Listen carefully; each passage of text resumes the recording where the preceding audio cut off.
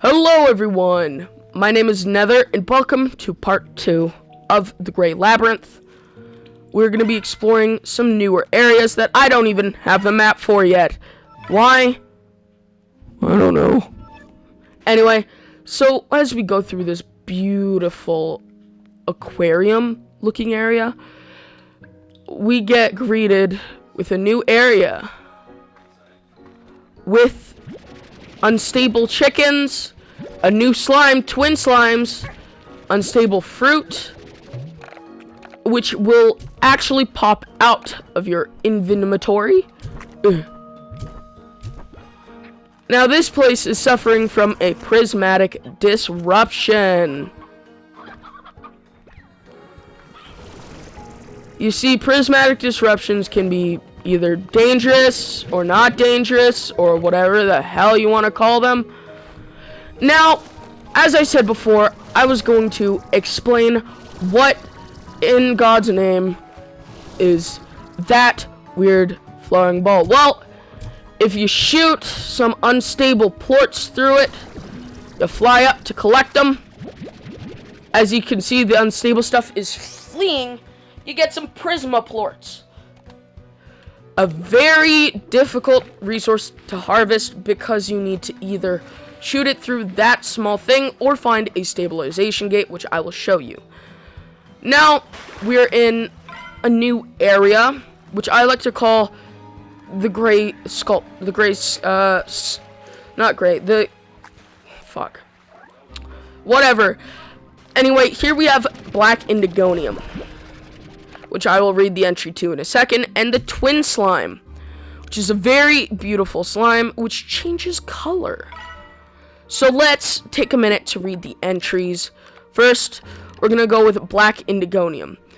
Almost no light reflects from this metal, despite its prismatic environment in which it's often found. Another mystery of the Grey Labyrinth, or something darker? It's a good question. Very, very good question. Now, oh crap, nope, wrong button, damn it, I almost forgot. Unstable resources, caught and stretched, oh fuck, can't speak today, caught and stretched across reality, matter, and time. Resources affected by the prisma disruptions of the Grey Labyrinth are too volatile to exist long in the natural world. Eventually, these resources will pop out of existence, or even a rancher's vacate, to escape the confines of reality in mundane 3 dimensions. Basically, they got too many reality appointments and constantly rushing to get to the next one. Now, the prisma plorts basically are anchored to our reality now, which is the shortest way of saying it. And let's go and talk about the twin slime. Twin slimes are believed to be a bizarre byproduct of the Prisma Core's effects on the labyrinth, seemingly being 2 different slimes occupying the same spot in reality at different intervals. It is unclear whether these slimes are in fact 2 versions of the same slime or different ones, and if so, if they're even aware of the phenomenon. Pretty interesting stuff to me. Wait, there's a Yoki slime somewhere? Where is he?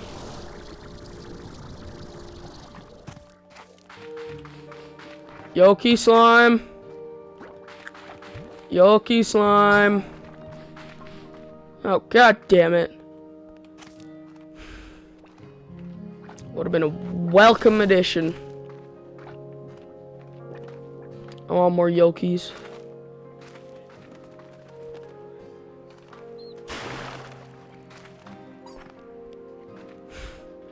Anyway, as we explore this area, the first thing you might notice is that there's a lot of gates and stuff. Also, here is a new resources, Polaricherry. If we go into resources and read on it, the Polaricherry is somehow the most sweet and sour fruit on Rainbow Island.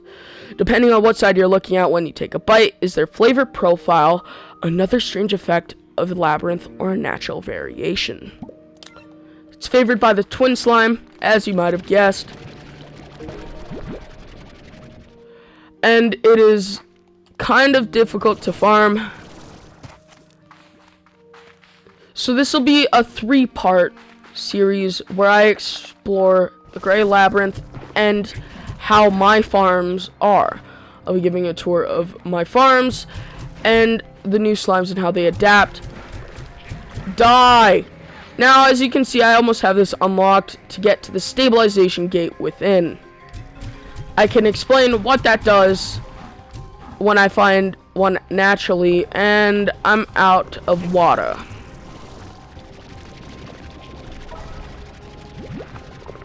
Sorry, I'm a resource hound, it's habit. At this point, you develop a habit to grab everything you can get your grubby hands on. Because otherwise, you ain't getting him. You ain't getting it at all. So, at that point, it's like, good luck, buddy. Good luck. Anyway, I actually haven't gotten the map for this area yet. Also, this is to the Prisma Core, I believe.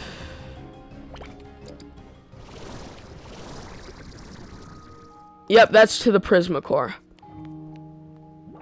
Which I will not spoil for anyone, and also it's currently under development, and there's absolutely nothing there. Anyway, as I glide over here, you'll see what is a stabilization gate. Now, the nice thing about these is that you can have, instead of shooting it through those weird space-time rips, you can run through with these with all of your unstable plorts to turn them into regular plorts, into Prisma plorts. Really nice and handy. Anyway, as we go up here, we see another chest. Annoying. God, please make that pain stop. They suck. And I mean it. They suck.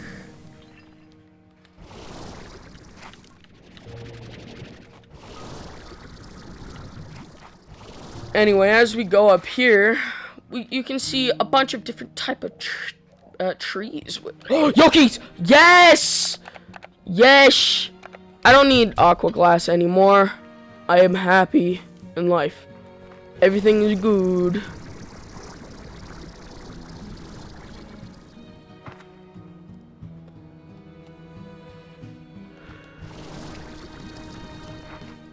Anyway, as we go into here, yes. Finally, the map part. Whoops. Got this map area.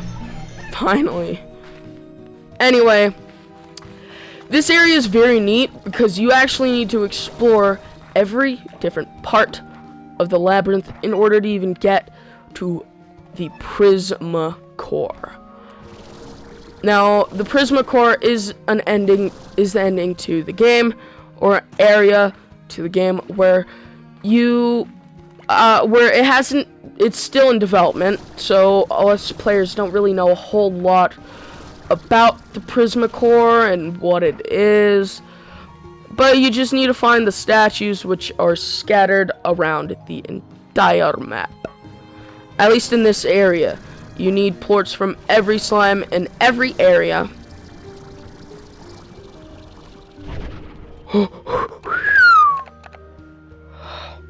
Stroke time! Oh my god.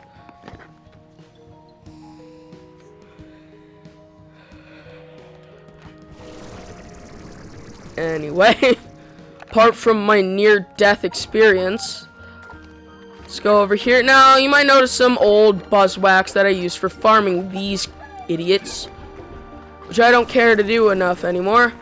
And now, over here, you have another deep radiant projector puzzle. Or, yeah, radiant projector, not deep radiant. I don't know why I said that. Which is, of course, a pain in the ass. But once you get it, you can get access to a brand new area, which I like to call Dreamland. And no, dreams do not become reality. They become your nightmares here. Hello, Mr. Lucky Slime. Anyway, in here, everything's a little bit weird, but there are 2 unique slimes which we need to find. And who knows, maybe I'll find a Yoki. Another Yoki, sorry. Plural. I never claimed to be and over here is something unique. This is a dream bubble. Let's read up on it. These mysterious little bubbles appear to form directly from the ether of dreamland. Are they wandering dreams of slimes or something else? Very good question that I do not care enough to answer.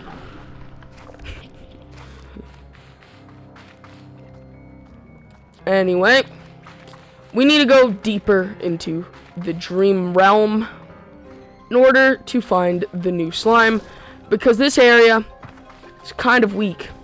Doesn't have a whole lot going for it. His mom didn't love it enough. Also, yes, things break out into tar very quickly.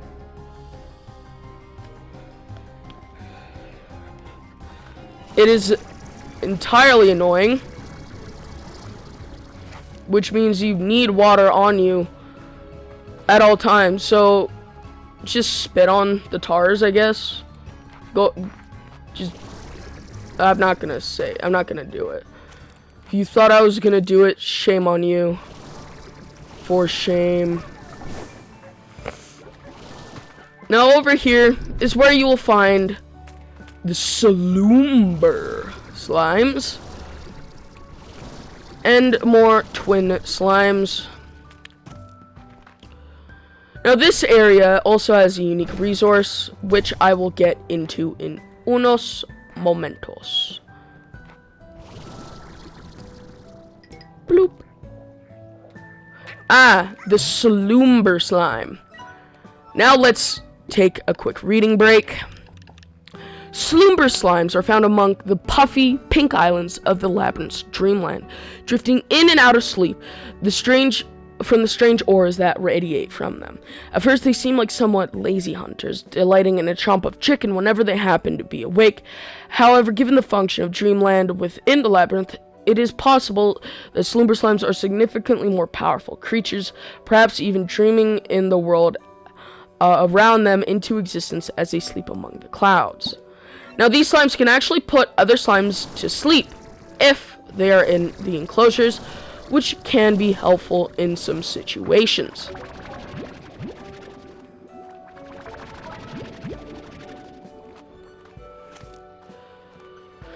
Like, if you don't want to feed some slimes anymore, but you also don't want them to go rabid from, like, hunter slime issues, stuff like that. Well, just pop one of these guys into there to sleep like a baby. And I think I'm stuck in this area. Hold on a moment. There we go.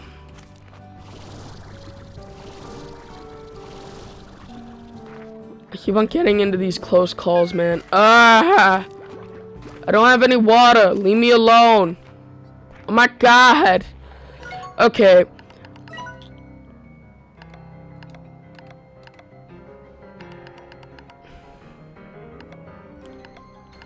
Okay, I'm just disabling tar for this video.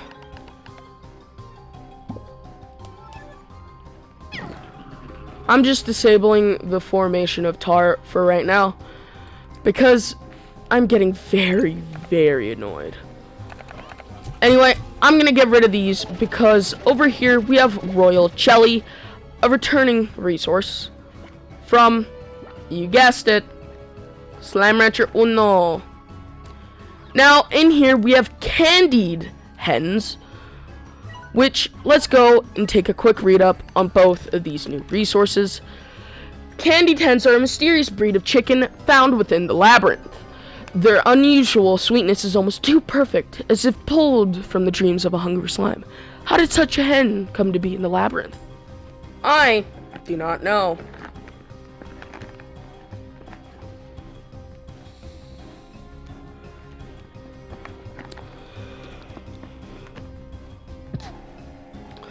I do not know. I do not care. You know, I don't really care about reading the royal jelly thingamabob. Anyway, that is pretty much it for all the newer areas of, well, this area, really. There's not much to go off of here. There's not many new things, you know? It's nothing too interesting, you know?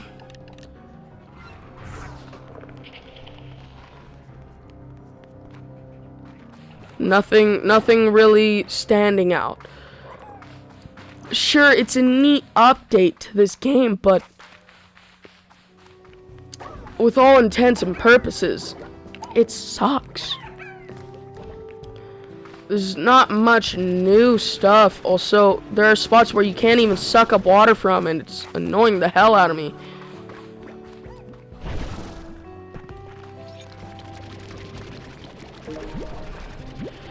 I don't even think these new resources have much use to them right now, at least. Which is very saddening to me, because we have only a couple new gadgets, really. Radiant projector and the disruption detector thingamabob. It's lazy. Very lazy.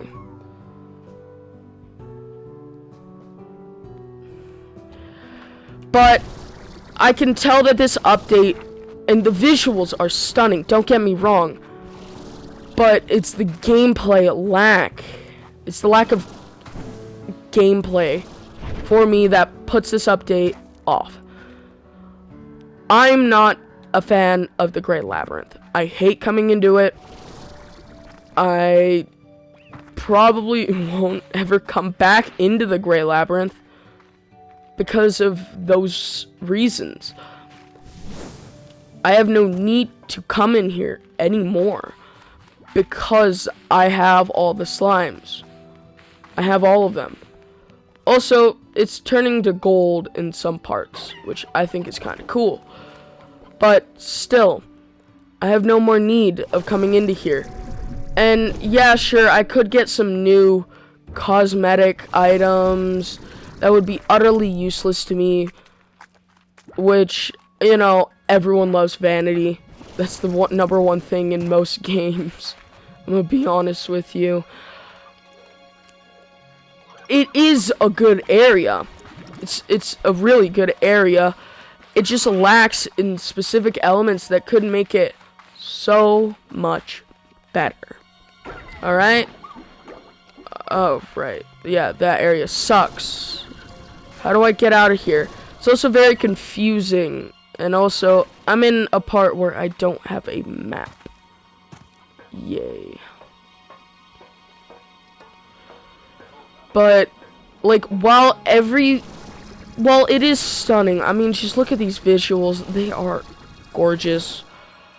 They lack in functionality, gameplay, you know? Like, the physics are amazing. I love that aspect of this area. But what I want is more slimes. They added 2 slimes, and we waited for almost a year. And to me, it's kind of lackluster. I wanted to have way more slimes. I wanted to have, like, maybe 5 new slimes. Maybe a new expansion area to our farms.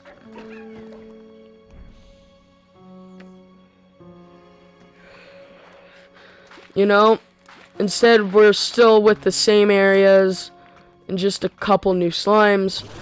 And the whole gimmick of, you know, the entire gimmick of it falls flat for most players, myself included. while I want to say the update is, oh my god, it's the best, I can't in good faith say that. The visuals, though, are the heart and soul of any game, and this game hits it head on. But it's not really a game if there's no gameplay elements, and it's not really an update, in my opinion, if you don't add more new things. Yes, a new area to explore, sure, but what are those new areas useful for? What do we get out of them? Sure, we get some new resources, new chickens, new fruits, and stuff like that, and basically 2 slimes that you can farm. I'm not counting the shadow slime, because fuck the shadow slime. We don't get a whole lot, and to me, that kills the vibe. Absolutely halts it.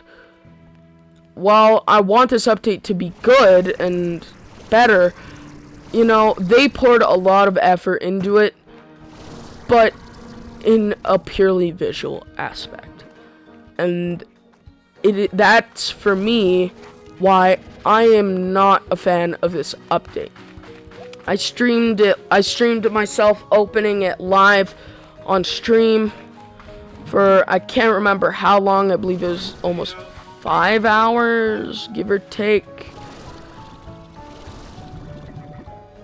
And I was stunned at how beautiful it was, but as I started to play, I felt more like I was grinding for a game than I was, you know, exploring.